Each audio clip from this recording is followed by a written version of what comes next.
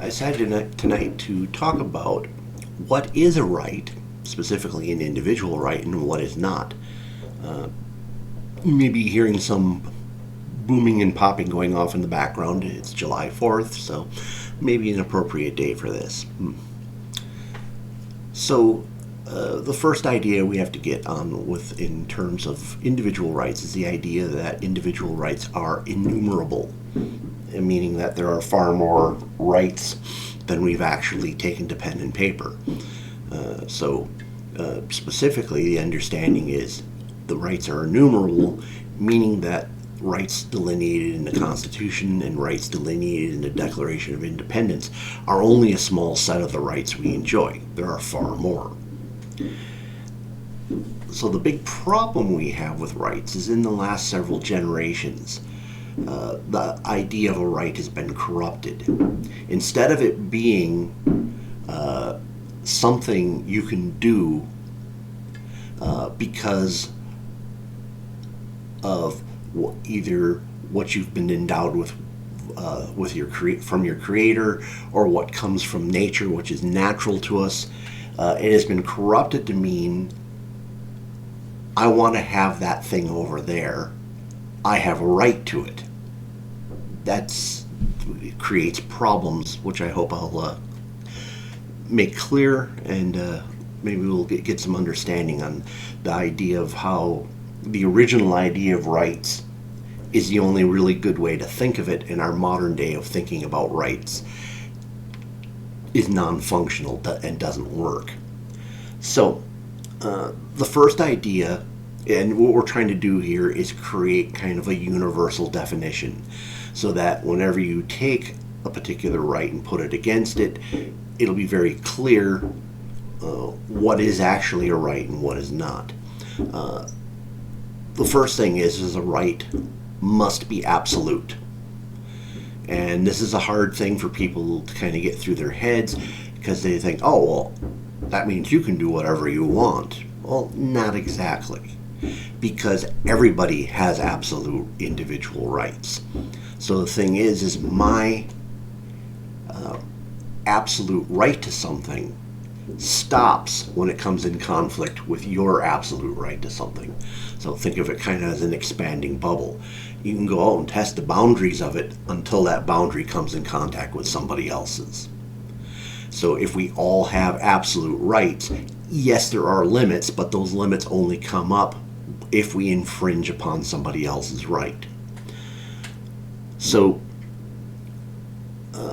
a second half of that idea is it can only be a right if I don't require from or demand from somebody else something in order to complete that right. Essentially, a right has to be something I can do entirely on my own, or through with volunteers, people who are willing to help me exercise that. If I have to demand something of someone, or I have to get the government and force them to make it happen in order for me to have the right, it isn't a right. So a real good example I think most people can get their heads around is the idea of free speech. Can I say anything I want? And the answer is yes.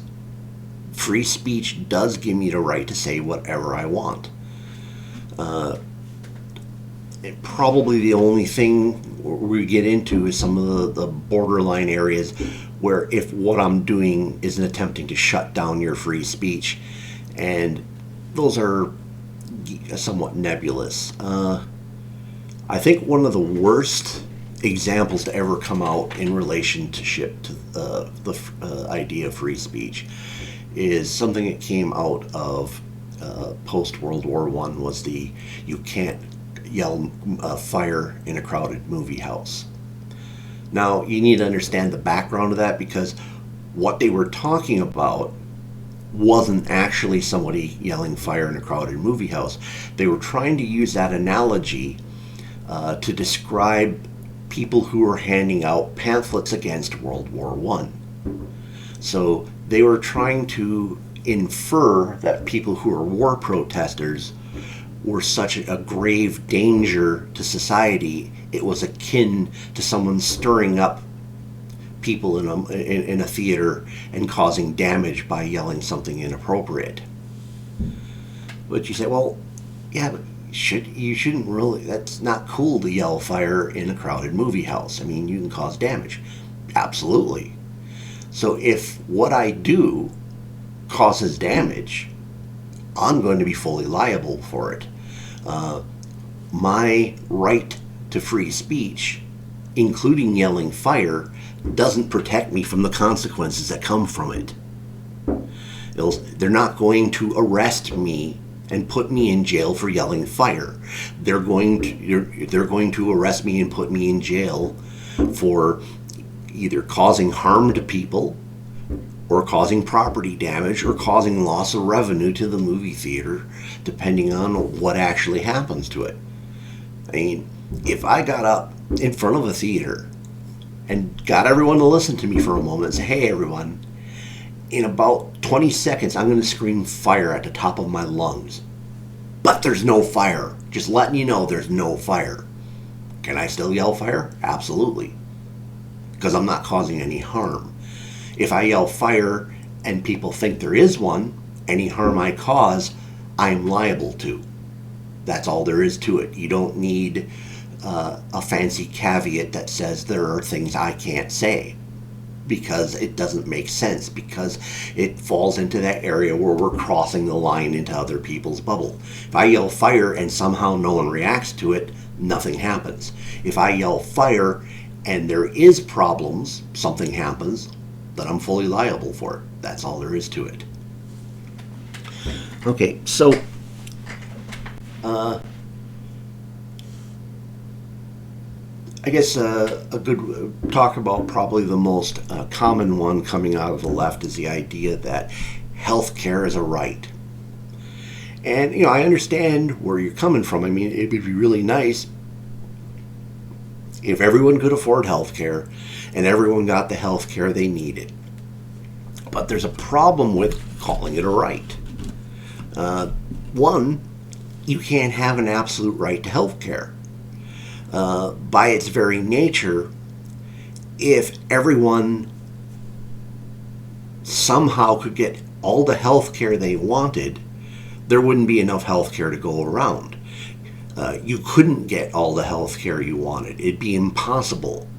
So therefore, you can't even exercise the absolute right part of it.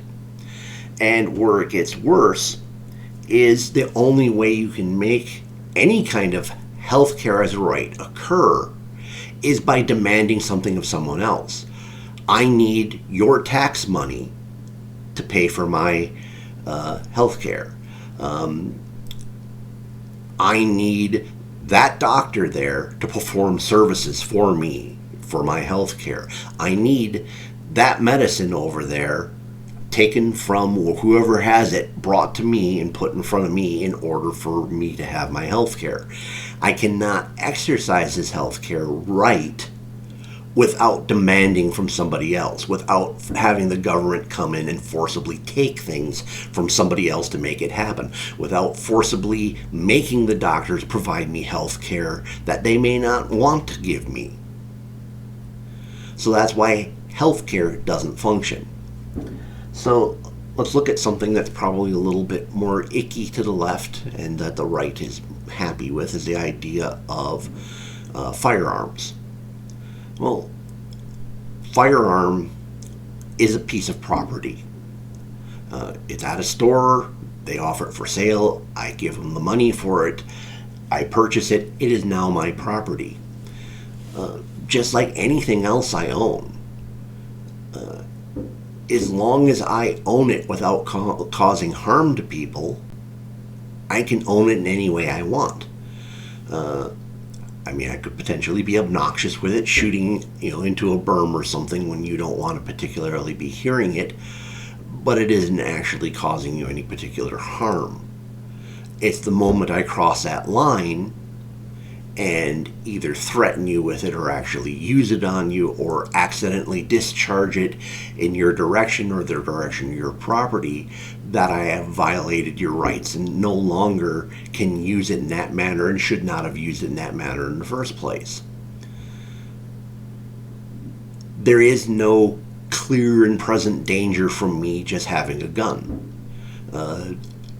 Unlike what Hollywood would suggest, guns don't just go off. They don't go off while cleaning, because usually that means the operator did something wrong. So let's see if I want to. I think I've hit the high points of what I want to talk about here. The general idea is the right is absolute, and that absolute boundary only goes out to your absolute boundary. I can't demand something of somebody else. Now, like for instance with the firearm, I'm not demanding someone give me a firearm. I'm paying for it. I am giving up my property, my money. I am giving it to somebody else, and they're saying fair trade. I'll take your money for this gun. It's now my property. Now, if I demanded, if I said, well, I think the government should furnish me with a gun, well, then it wouldn't be a right anymore. Or I wouldn't have a right to it in that manner, let's say. So that should nail down the idea of rights in a way that makes sense.